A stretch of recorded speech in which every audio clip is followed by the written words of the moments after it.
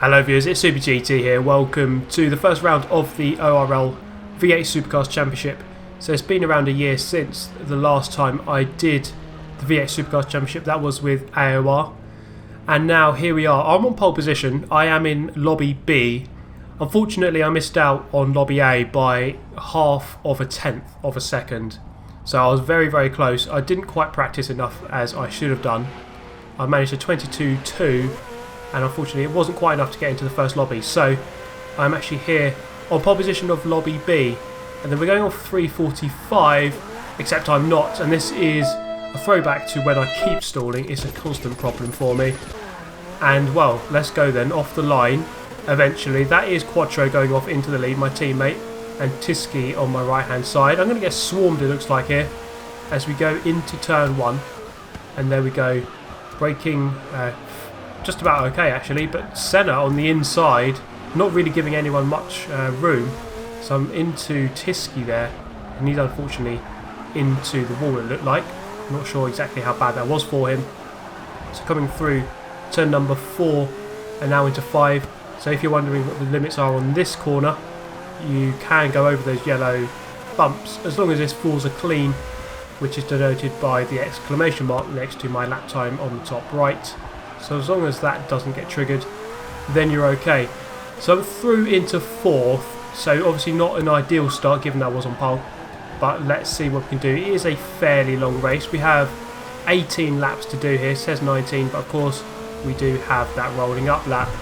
And so coming down the back straight into turn number 9, the 90-degree left. So Long Beach is a very tricky one to get right. And lots of curbs, very tight and narrow twisty circuit. Obviously lots of walls everywhere.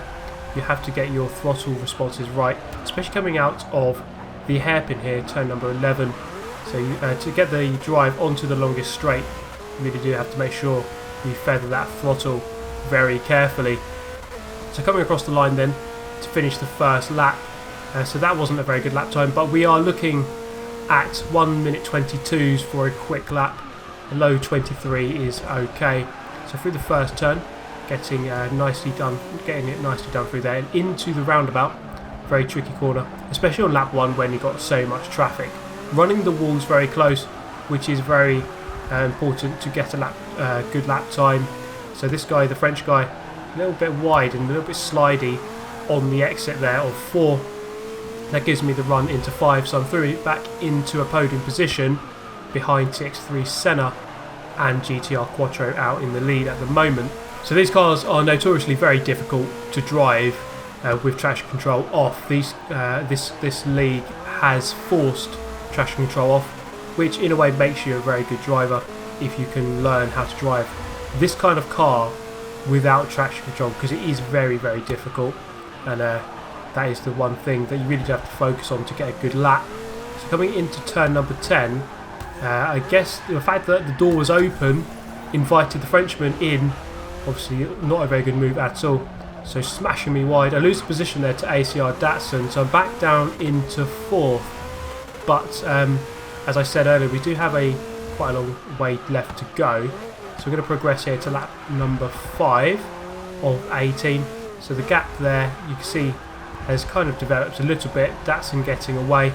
I wouldn't say though that the leader or second place has got away that much. As we come around the last turn, we can see that they are just up the straight there. So by all means, or by no means, this race is over.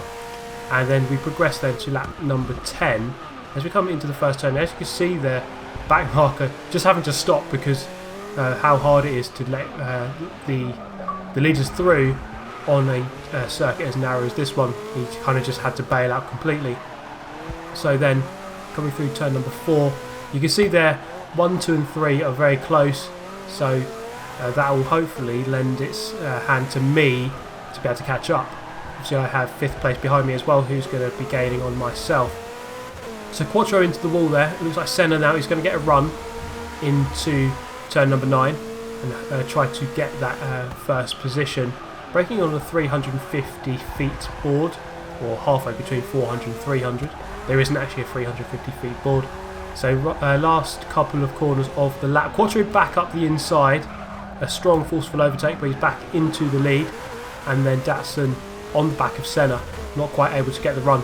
So let's see how quick this car is down the straight, the Mercedes, or let's see what setups other people are using, because if you are opting for a high downforce setup, you will be vulnerable on the straights, as it kind of looked like there, because I know that the Ford is typically very good in a straight line. I don't think his Ford there was quite going as quick as it could. So look at this, we have 1, 2, 3 and 4 nose to tail, and if we keep defending too much, 5th place behind me will catch up as well. There's going to be a very entertaining race from here to the end. It was actually very good, this racing, so the fact that I got into lobby B wasn't too much of a problem because the racing was still very good.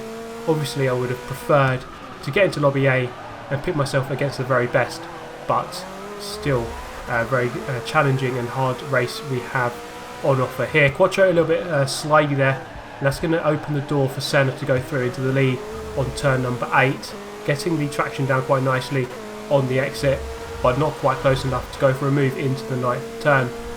So Datsun just covering the inside, and that's not going to give me any chance at all into this turn. So Datsun eager to try and get past now, I think, to make sure that Senna doesn't get too far away by the time he does get past. Is he going to look for a move? Not quite, and I'm not really in a position to go for a move there either. You really do have to be very committed through turn number 10 if you want to go for a move into the hairpin. So now I'm a lot closer onto the back of Datsun. So I could have opted to go to the right hand side there, but I knew that turn number 1 is on the left hand side, or it is a left hander, so I want the inside line. So under braking, Datsun just going to kind of turn across there, just forcefully keep his position, so fair enough. Quite a decent defence there, just going through the hedge there on the inside of the roundabout. But this is transferring the pressure back onto Datsun now, as he was on the front foot for a little bit, but now he's going to have to think about going forwards and about me trying to get past him. So a couple of laps later we move to the 14th lap of 18, so just about 4¼ laps left to go in this race. Coming up towards number 9, or turn number 9, Quattro a little bit deep, covering the inside line, so he's going defensive definitely, and then he's just going to back out there quite cleverly to let Datsun go. Is he going to go for a move into the final turn? Yes he is. They make contact and he kind of gets stuck, quite unluckily, on the apex. He literally hit the apex and got stuck.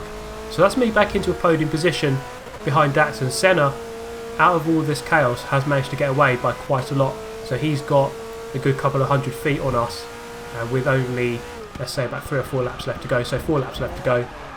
He has a decent margin, so there probably isn't much chance of myself and Datsun managing to catch him up unless he makes a mistake, which is, well, it should be unlikely, because a clever driver would just tone it down a little bit. You don't need to push to the absolute limit when you're in a comfortable lead very close to the end of the race.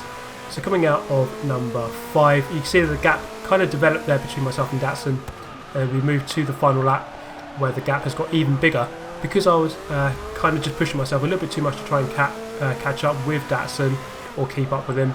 So this put me on the back foot compared to Quattro. So Quattro's going to get a good run here out of turn number 8. So we have the long run here towards the turn number 9. And I just have the run on him. I think he had a high downforce setup. I'm going to go for a semi-defensive line, centre of the circuit. Take the nice racing line. Get a little bit slidey as we enter turn 10. And then, yes, he's just going to go around the outside. So I'm just going to try to move across, just about manage it. Keep it very close to the inside of the hairpin, and just about managed to keep 3rd place. So overall, given that my start was very bad, I think finishing 3rd wasn't too bad as an overall result in the end.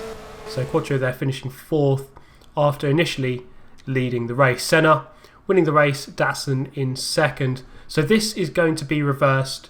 This order here is going to be reversed for the grid of the 2nd race, which you can catch on my channel. So I'm not going to bring all of the races in one go. I'm going to do it in separate videos. So if you'd like to watch the 2nd race, by all means, do check that one out in the channel as well. So that's just the first race of the new season. I hope you have enjoyed it, guys.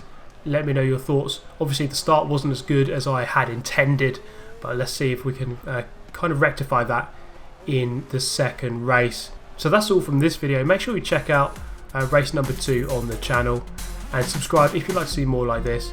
You could also join the league if you'd like. There is a link in the description to the ORL online racing forums where you can sign up and race yourself.